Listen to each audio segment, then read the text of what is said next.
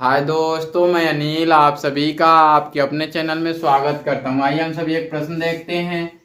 कहता है कि 25 घात के द्विपद और 15 घात के त्रिपद का एक एक उदाहरण दे।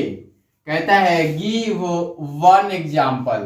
कहता है कि गिव वन एग्जाम्पल दे, तो give one example. Each of मतलब प्रत्येक के, अ बायोनोमियल है ना, of degree 25 end of a trinomial of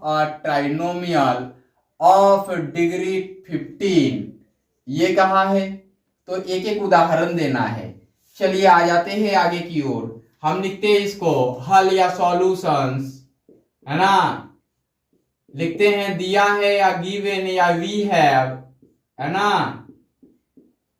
क्या दिया गया है? 25 घात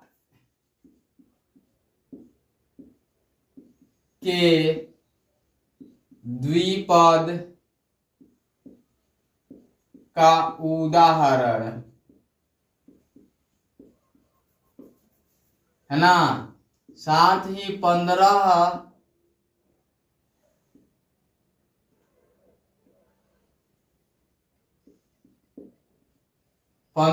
घात के त्रिपद का उदाहरण।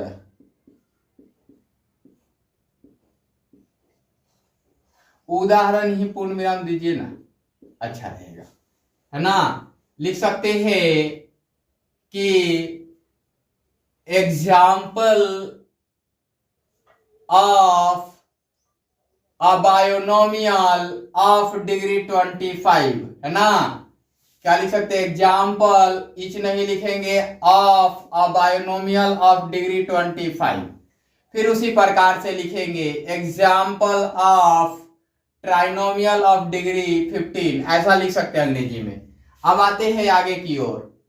नाउ अब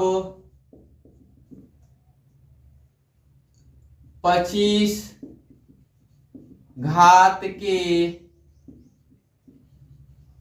द्विपद का उदाहरण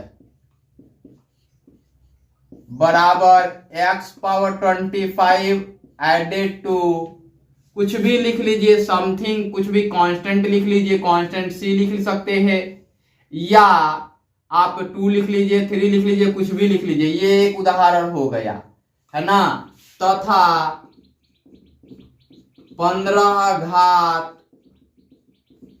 के त्रिपद का उदाहरण बराबर x power 15 plus x power 16 नहीं, कुछ भी लिख लीजिए। मान लिया कि 5 ही लिख लिया, 2 लिख लिया, मतलब इससे कम लिख लिया, और या 14 लिख लीजिए, और x पावर क्या लिख लीजिए, यहां पर x पावर 13 लिख लीजिए। ये 1 पद, 2 पद, 3 पद हो गया।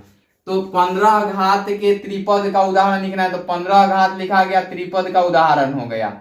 या यहाँ कोई भी नंबर लिख सकते हैं इसके बदले, तो ये भी एक उदाहरण हो गया।